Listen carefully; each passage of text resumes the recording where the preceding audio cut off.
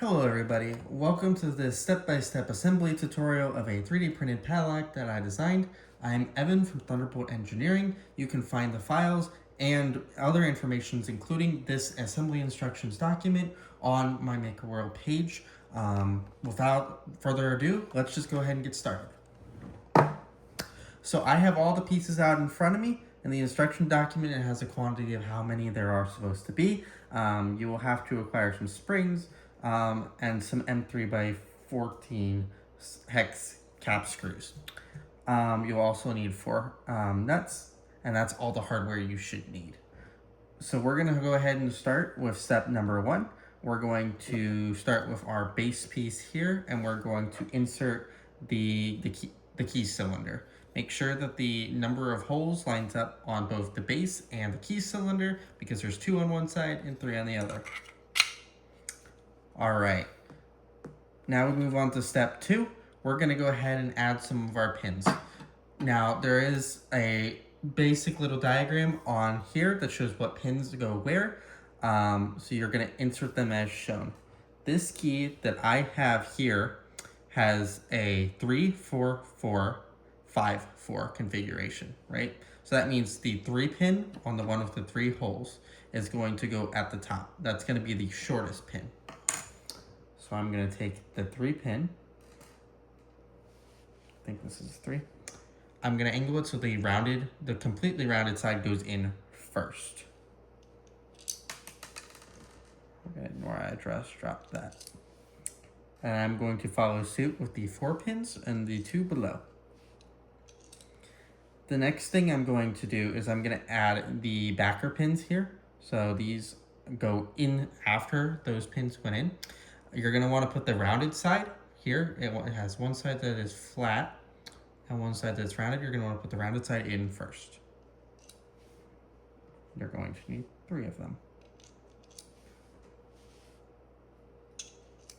And finally, it's going to be followed by 3 springs. These specific springs that I'm using are 0.5x6x20mm springs, but you can probably get away from some different springs if you had them handy. Next I'm going to do is I'm going to add this cover plate here. This is the right cover block. It has the 3 pins. I'm going to slap that in. You're going to want to hold it with 1 finger, preferably the hand that you're already holding the base with, because if you let go, it's going to pop back out. And you're going to add 2 of those M3x14 screws. These are self-threading, so just keep that in mind. You will need a driver, either a little driver like I have here, or you're going to need an Allen key to put these guys in.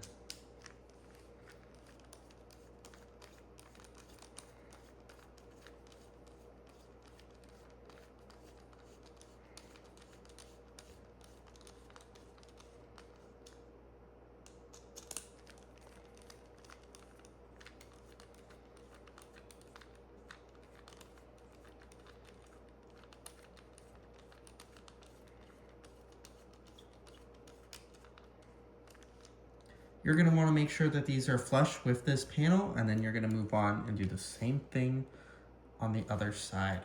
So this happens with the 5, so we have 4.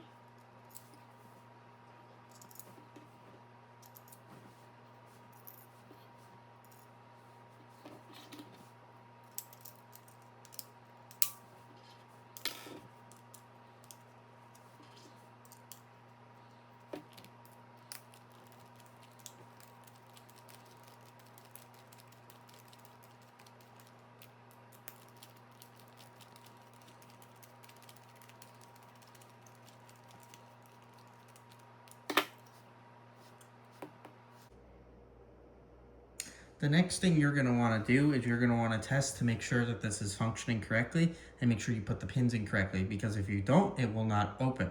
So you're going to want to take your key and you're going to want to place it in the hole. Mind you, keep a finger on this top piece, because if this pops out too much, you might have to do this all over again. Put it in and make sure it opens. If it does not, that means you put the pins in wrong or use the wrong pins, and you will have to go back and redo this step. If you've done that correctly, we can move on to putting the top lid on. The first thing we're going to want to do is we're going to want to put 4 M3 nuts in.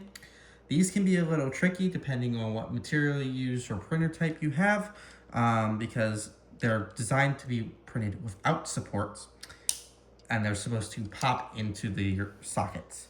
If they do not pop in very well due to overhang performance, you might be able to force them in with a small tool, such as a pair of pliers, some little needle-nose tweezers,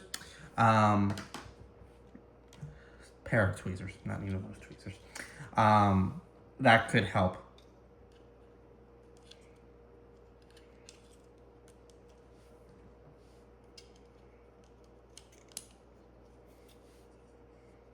If you want, you can guide a screw into all of these to make all these screws holes at the top here, to make sure the nuts have seated correctly. But I think they're seated pretty good from how I feel in my case here. Now that the nuts are installed, the next thing we're gonna do is we're gonna put on the top cover. On the bottom, I have it so the text reads like this. When I tilt it this way, this cover can go on either way. So I'm gonna have these flat pieces facing this way, slide it on there so that it looks like this. Next thing I'm gonna do is I'm gonna put the key in and unlock the lock so we can access these screws that are here on the or these screw holes that are here on the inside, which hold the top and bottom pieces together. There's going to be a total of 4 M3 by 14 screws, same as before, and it's going to be important that you take time with this, because this can be the most frustrating part.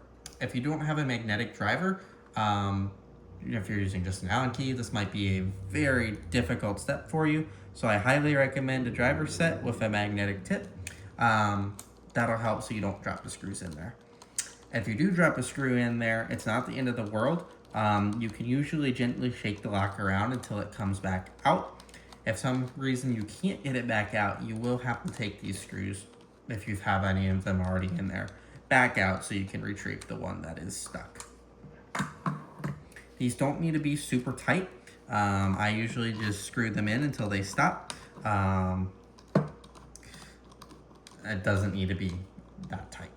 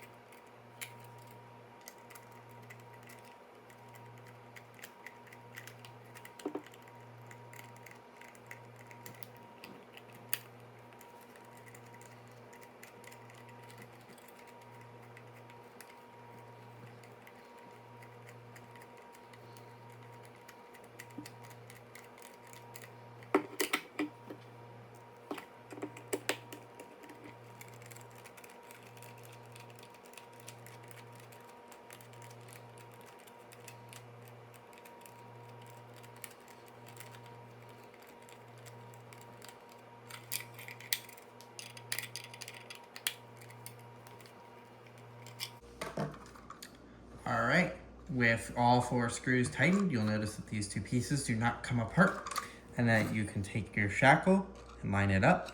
And then once it pops into place, you're gonna wanna make sure it's pushed all the way down. You'll be able to turn and lock it easy. Pull the key out, and there you go. You have successfully completed the assembly instructions and you're good to go. If you have any other keys, you can test those out too. I have an incorrect key here, so if I insert it into the lock, you'll see it doesn't open. But yours should open freely. There are some things you can check. Just make sure that when you have it and rattle it around, you don't hear any springy noises. In some cases, if your tolerances are, if your printer can't achieve the tolerances that this model requires, you will notice that sometimes some of the pins get stuck. You'll be able to tell that by rattling it around. You'll usually hear a little bit of plastic movement. But otherwise, in this case, there's no noise when I rattle it around. So holding the shackle too, of course. So yeah, you're good to go. If you found these instructions helpful, feel free to leave a like around the video. Go rate me on MakerWorld, etc. You can leave comments if you see room for improvement.